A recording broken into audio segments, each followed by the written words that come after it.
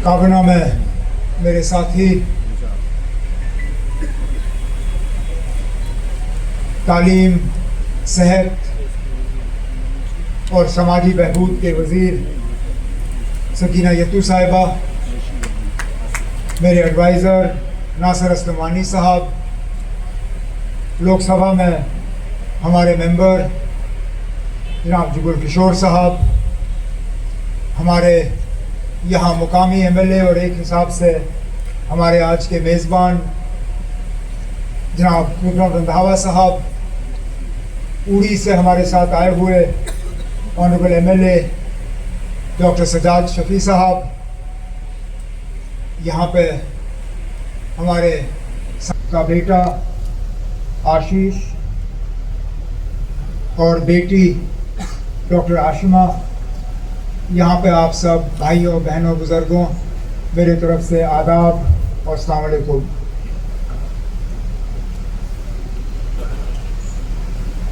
जो चीज़ मैं अपनी पहली हुकूमत में कर नहीं सका, चलिए शुक्र है ऊपर वाले ने मुझे मौका दिया कि वो कमी जो है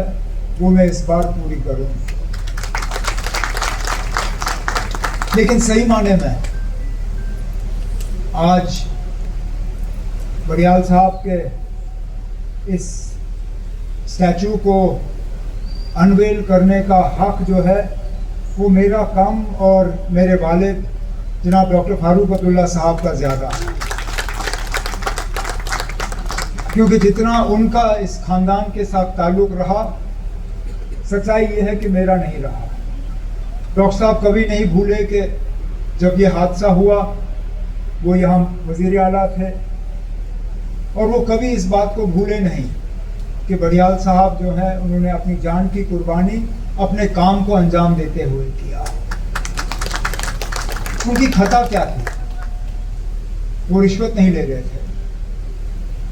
वो सीटें नहीं बेच रहे थे, वो इम्तिहान के पेपर नहीं बेच रहे थे, वो मार्क्स नहीं बेच रहे थे, उल्टा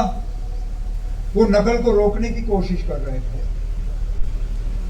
और बदकिस्मती की बात ये कि जैसे हमारे साथी विक्रम ने कहा, हमें तो सिखाया जाता है मास्टरों की, मास्टरानियों की इज्जत किस तरह की जाती है, हम उनको गुरु मानते हैं। आज भी आप गांव में जाएं तो सबसे ज़्यादा अगर किसी की इज्जत होती है तो रिटायर्ड टीचर, रिटायर्ड लेक्चरर की इज्जत होती है। और ये हमारे बड़ियाल साहब जिन बच्चों को वो तालीम फरहम कर रहे थे, जिस स्कूल में उन बच्चों को पढ़ाया जा रहा था, वहाँ मार्क्स के घपले में जब उनको रोकने की कोशिश की तो थोड़ी बहुत हाथापाई हुई, फिर वो घर गए। ऐसा नहीं, क्योंकि कभी कभार गुस्से में बंदा कुछ कर ही जाता है,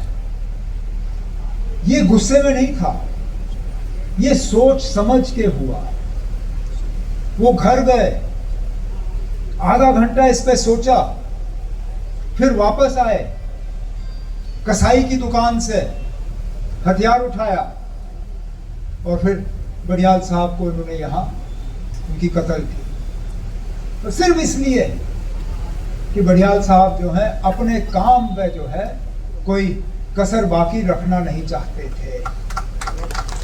ये एक मिसाल है हम सब के लिए। मुझे अफसोस इस बात का है कि हमें इतने साल लगे यहाँ उनकी ये मूर्ति लगाने में, लेकिन शुक्र है देर आए दुरुस्त आए। न सिर्फ मूर्ति लगी, लेकिन जिस तरह सकीना ने कहा, इस स्कूल का नाम भी के बड़ियाल साहब के नाम से जाना जाएगा, ताकि सालों साल बाद जब शायद हम भी इस दुनिया में नहीं होंगे, इन गेट से अंदर आते हुए जो बच्चे होंगे वो कहीं ना कहीं किसी से पूछेंगे ये मूर्ति किसकी है,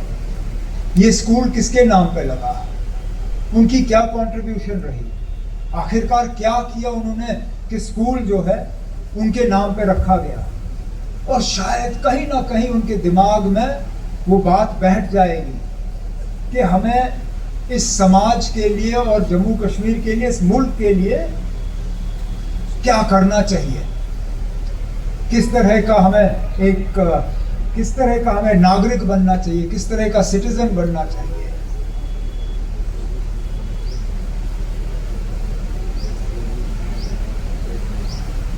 बहुत कम लोगों को, हालांकि बड़ियाल साहब की कुर्बानी का जितना खमियाजा उनके घर वालों ने भुगता है वो तो यही जानते हैं। शायद कुछ हद तक हमारे साथ स्टेज पे बैठी सकीना जानती हैं, क्योंकि इनके और डॉक्टर आशिमा के उम्र में कोई ज़्यादा फर्क था नहीं जब सकीना के वालिद इनसे छीने गए। लेकिन बहुत कम लोगों को ये मौका मिलता है कि वो किसी मकसद के लिए अपने जान की कुर्बानी दे, क्योंकि जान से प्यारी और चीज है क्या। दौलत आप खोओगे फिर लाओगे, गाड़ी आपकी आएगी फिर जाएगी, मकान आपका बनेगा टूटेगा फिर बनेगा, लेकिन एक बार जान गई, कम से कम वो जान तो आपको वापस मिलने वाली नहीं है। तो किसी काम के लिए आप अगर उस जान की कुर्बानी दो तो उससे बड़ी चीज जो है आप दे नहीं सकते। काश हमें भी एक इस दिशा में चलने का मौका मिले जहां पे हम अपने सही काम को अंजाम देने में और किसी चीज पे ना सोचें। हमें ये डर नहीं रहना चाहिए कि अगर हमने ये सही काम किया तो इसका नतीजा क्या होगा,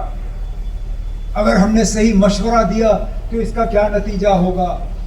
अगर हमने फाइल पे सही नोट लिखा इसका क्या नतीजा होगा, हमने बच्चों को सही मार्क्स दिए तो इसका क्या नतीजा होगा, हमने अखबार में सही खबर दी इसका क्या नतीजा होगा, या हमने टीवी पे सही खबर पहुंचाई इसका क्या नतीजा होगा। हमें डर और खौफ सिर्फ एक का होना चाहिए, वो ऊपर वाला, चाहे वो किसी भी सूरत में हो, चाहे वो हम माफी मांगे तो शायद वो भी काफी नहीं होगा कि इतने साल लगे इस मूर्ति को यहाँ तक पहुँचाने में। उस माफी के लिए हमें क्षमा कीजिए, लेकिन चलिए देर आए दुरुस्त आए, आखिरकार आ गया। और जैसे मैंने कहा, इसके लिए सबसे ज्यादा अगर किसी को श्रेय जाता है तो मेरे वालिद जनाब डॉक्टर फारूक अब्दुल्ला साहब को, जो वाकई अक्सर बेशतर मुझसे कुछ ना कुछ काम हो ही जाता है तो पूछते हैं क्या किया, मैं कहता हूँ ये किया, चलो ठीक है। लेकिन आज मुझे लगता है मेरे वालिद साहब जरूर मेरे इस काम से बहुत ही ज्यादा